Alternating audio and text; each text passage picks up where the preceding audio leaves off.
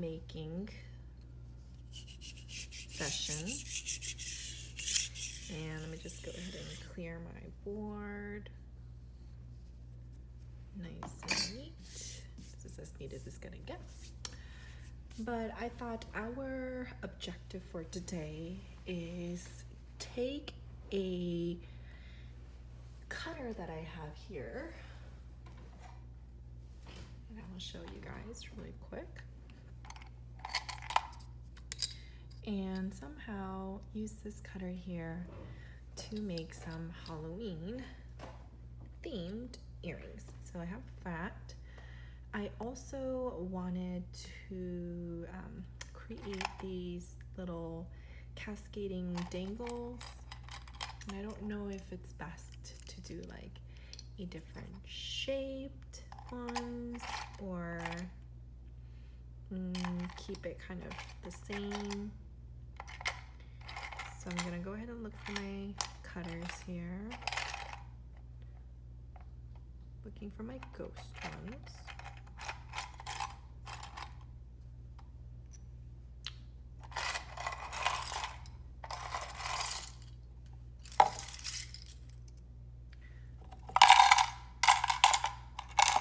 Little ASMR here.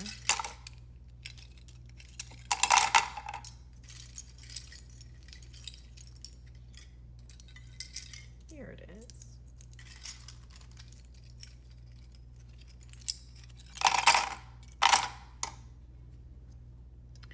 And oh, how cute is that?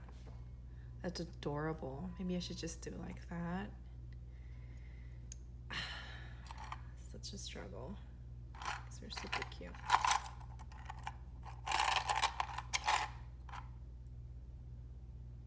All right, well, let's start here at least, and then we can work our way. Just also thought a crescent moon one would be really pretty. I don't know what kind of design I want to work with particular, but here's what we're going to be working on today. All right, so let's do some color choosing.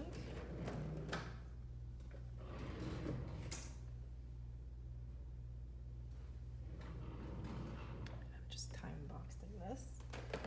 All right, we're probably gonna need some black for the witch's hat. So I'm gonna pull some black out, but I also need some black for the cauldron. So I think I'm gonna give it a good chunk of black here. And then I'm gonna go ahead and pull my green because I want something to do with green here. And I can go ahead and pull this green here. I'm not gonna need that much, but we'll get it started. And then the ghost will be white. So I'll put that white there. And then lastly, I'm kind of going back and forth with the moon. I want to go towards maybe, I don't know if yellow is better or if blue will be better. So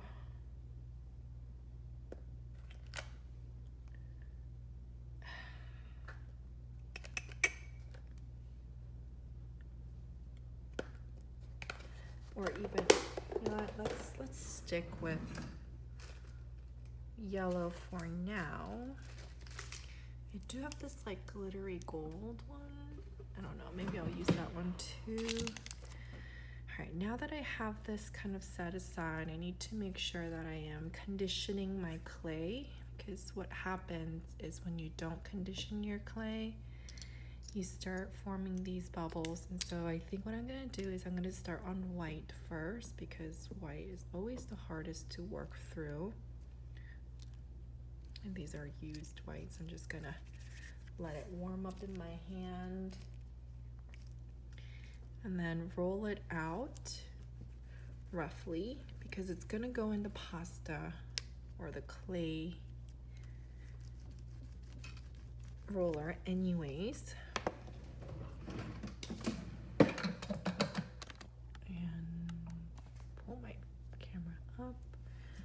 set it to the highest or the thickest setting so I can work my way down.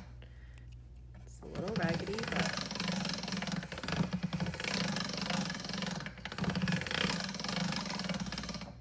I like to roll it a couple times.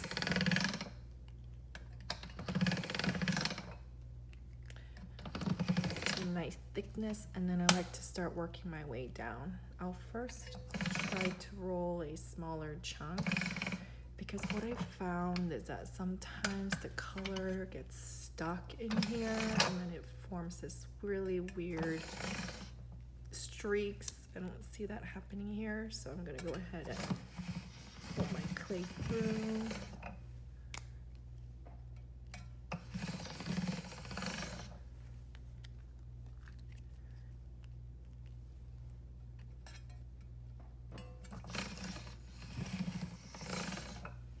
A good slab to start out with, so I'm going to stop there, and then I'll go ahead and roll out and condition my I'll condition the yellow, since again I want to work from lightest to darkest. I'll roll that, feed it through. You want to feed it through enough where you're conditioned the clay. That means if you see the edges kind of crumble up there, it's not quite there yet. It takes quite some time to get it conditioned, but make sure you don't skip this part. It is important. And I like to fold the edges up and down, and then eventually I get a nice edge happening here.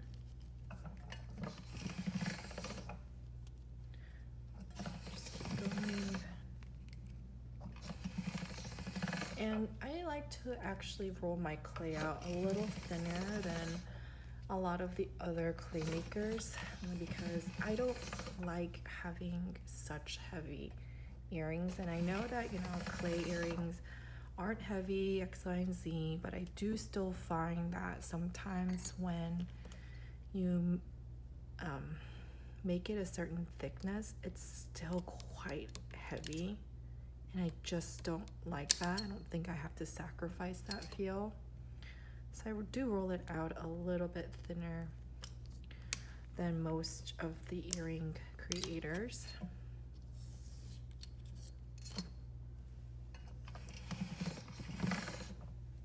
As you see, it's very crumbly. You see how it's crumbly? Just means that it's not conditioned. So you want to keep rolling it through to make sure it is conditioned. And I used to have a pasta maker, actually, just like the nice KitchenAid ones, but after I moved my office upstairs, it's kind of hard to lug that thing and try to bake with it, so I got this alternative. I will say I miss the KitchenAid because it is so much easier, but sometimes you have to start somewhere.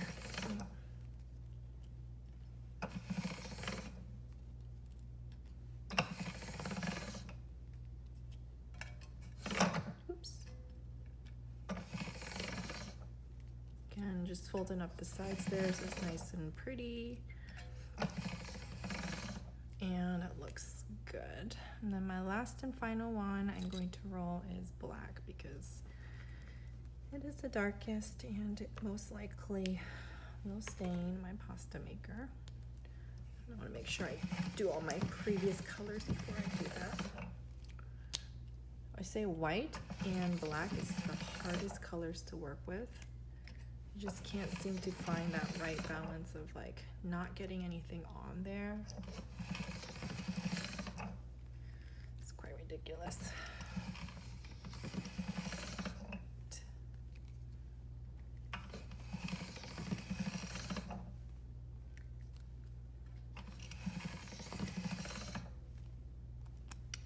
That looks good. All right, now that I have all my pieces here, laid out, I'm gonna start to map out how do I want each of my pieces to look. So I've got my cute little ghost stamp here. And I'm gonna lay it out so my workspace is nicely done, and then I'm gonna go ahead and punch out a couple of this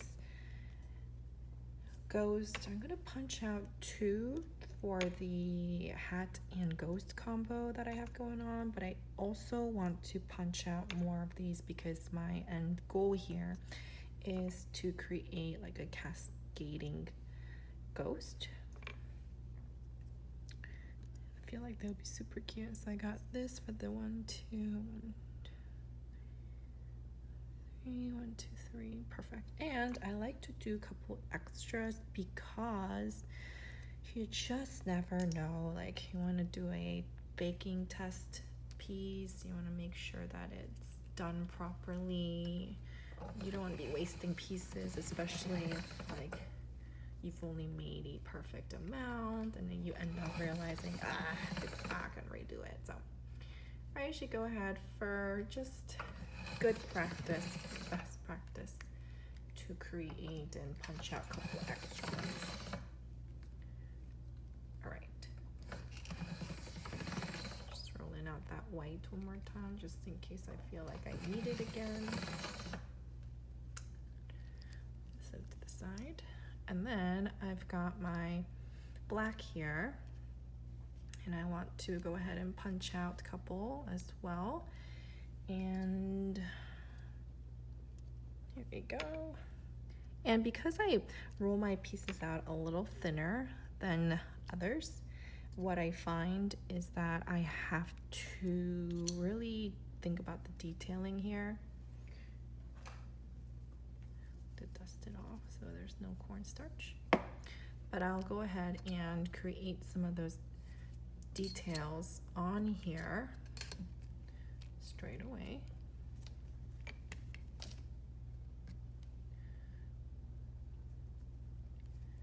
And I just go ahead and roll it up to a good thin strip, and I find that this makes it a little bit more 3D. All right, and so it just gives a little bit of that dimension. Just want to make sure it's the same length though. And I just simply lay it on there, and I take my knife here and I just cut. Again, lay it down, cut, lay it down, cut, and lay that down. That one's a little thicker. I'm going to roll it out just a tad bit. Lay it down and cut.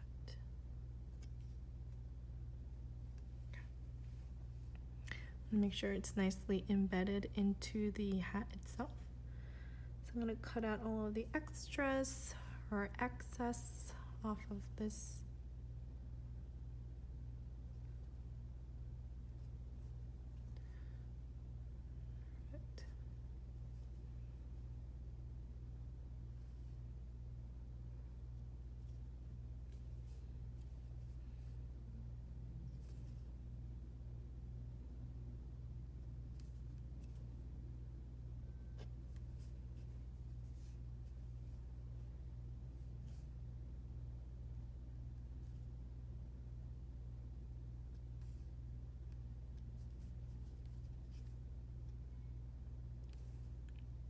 Perfect. And then what I want to do is I actually want to put a little star at the edge there, tiny little star.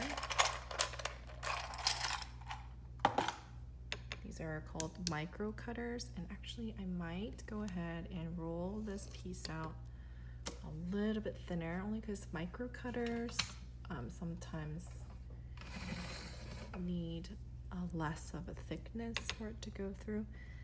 Oh, that's a flower.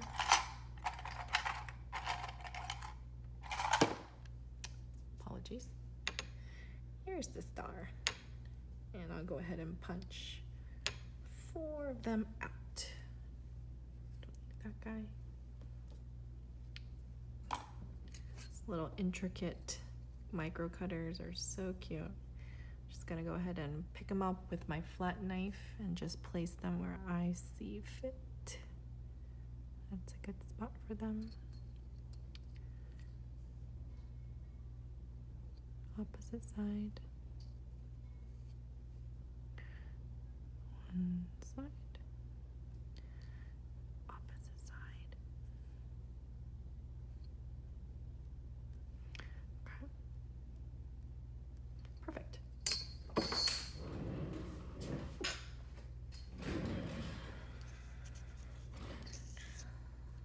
All right. Now I'm just gonna go ahead and dust these babies off, and I'm gonna go ahead and mark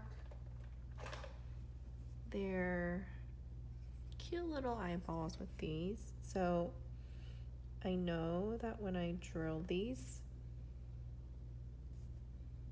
they are going to get drilled right on the forehead. And so my thought is I'm gonna avoid that. So I'm gonna go ahead and get some paint. I don't need much, so I'm just gonna squeeze it out of the bottle. Come on. Dip my brush in there. Dot, dot. Dot, dot.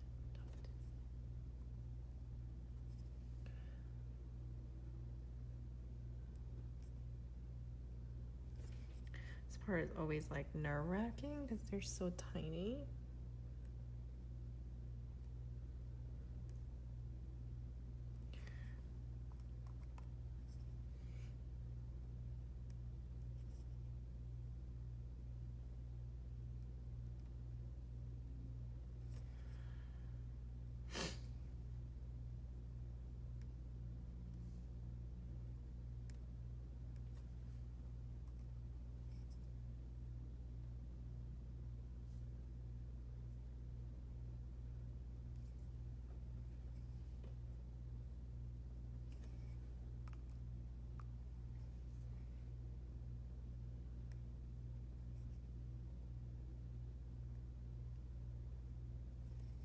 Two more.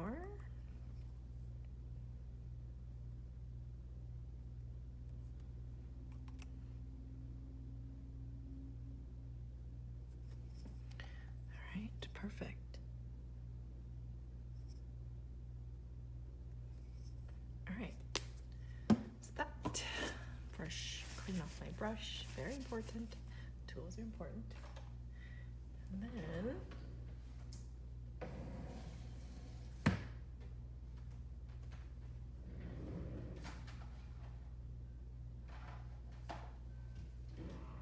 let us get this off to a sheet so it can be weighted to bake.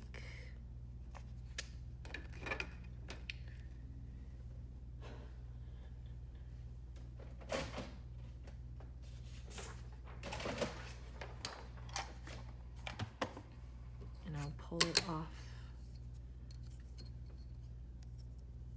by barely scraping.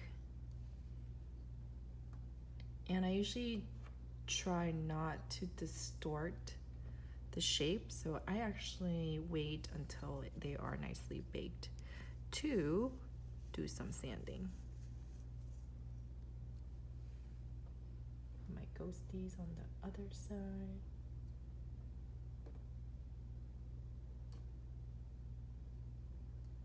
They're so cute.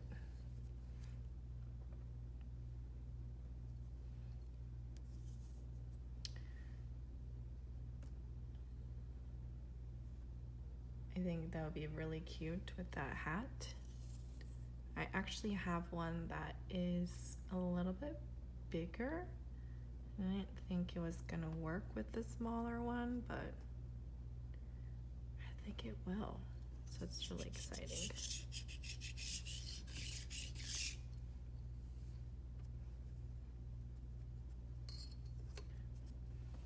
show you what I'm talking about. I'm talking about these babies. Cute combo, but the smaller ones might be even cuter, dare I say.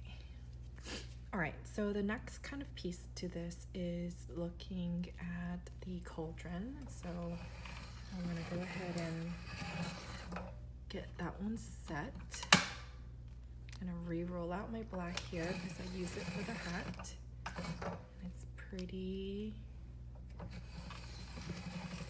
All right, so that, and I'm gonna go ahead and do some stamping here. Okay.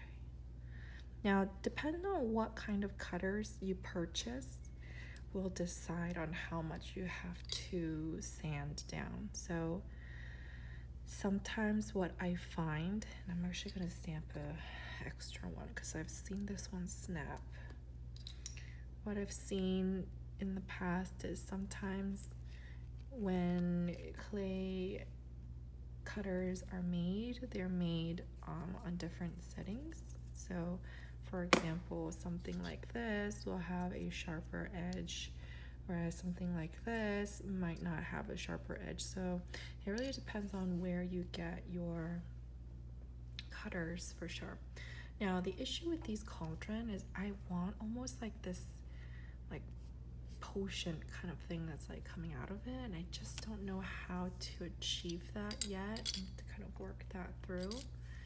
But I wonder if I could just do like circles, right? Like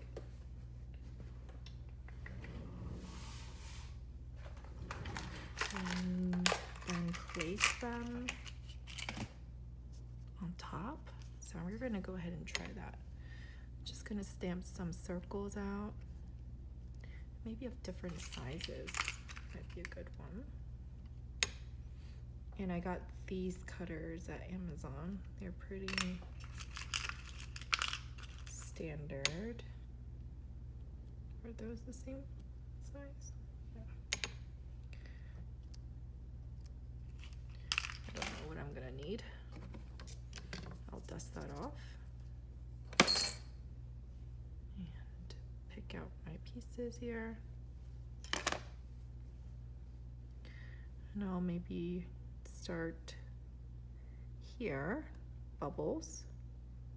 And I like to do a mirror image of each other, so I'll just preface it as that.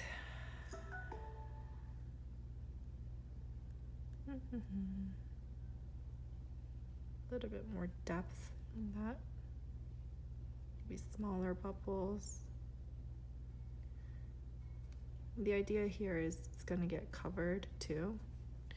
So I'm gonna have to roll this out again. And just cut out almost, I don't know, strips. So I want to cover the band on top to make it look like it's overflowing.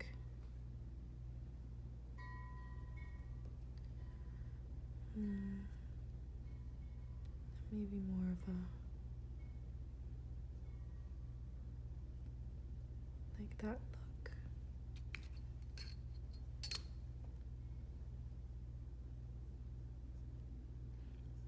The great thing about this medium is you can absolutely do some experimentation. So you decide what might work and what might not work for your pieces. So I think that little bubble on the side kind of helps with that. What I want to do is, I'm gonna make that a little bit more seamless. So maybe I'll just take a tool like this and I'll start blurring out that harsh shape.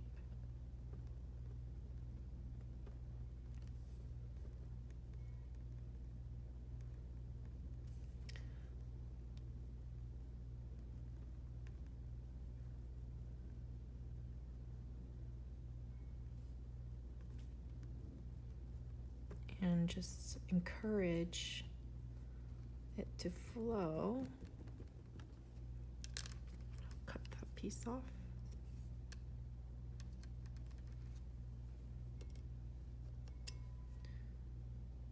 Cut that piece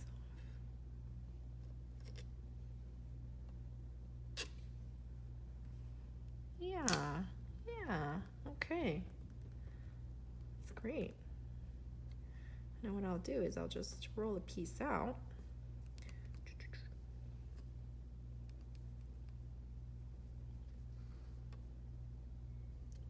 And I'll make the little handles that usually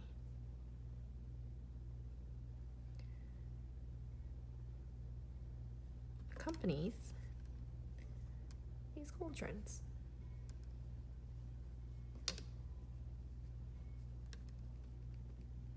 Oh, I just love it when things just kind of come together, right? Like, they say the first prototype of these did not go as planned. So it was a little disappointing, but I like how these are turning out. I think what I'm gonna do is I'm gonna create these buttons here on the side. It's like handles. Same thing here. Split this one in half.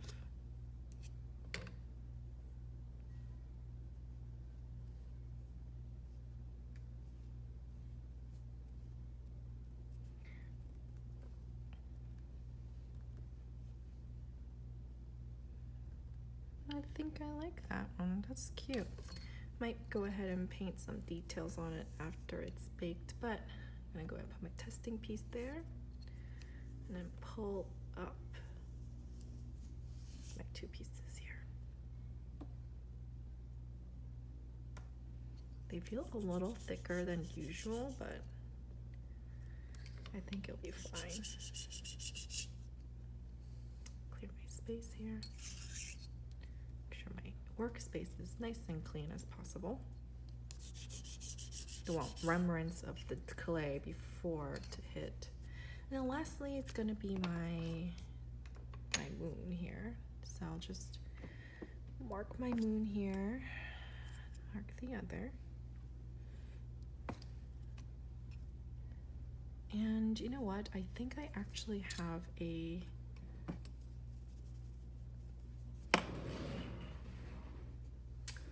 cutter.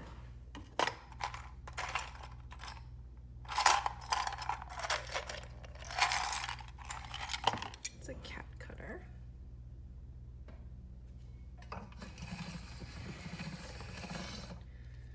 Run my clay.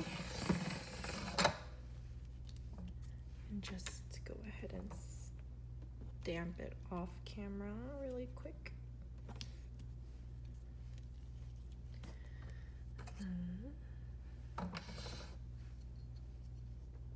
Scrape off the catty cat.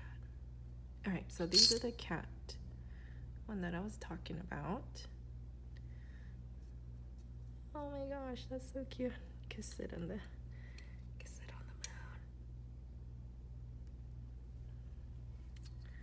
And the other one.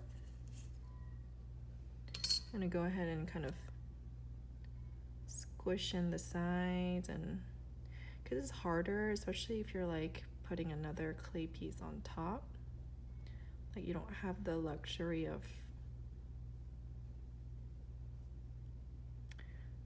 sanding them, so you try to want to make it as cleanly as possible if you can.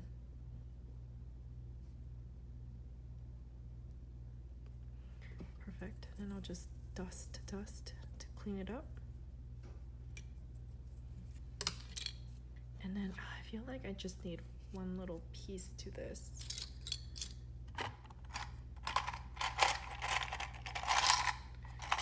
Which might be me just going back in here with this star and adding it right there.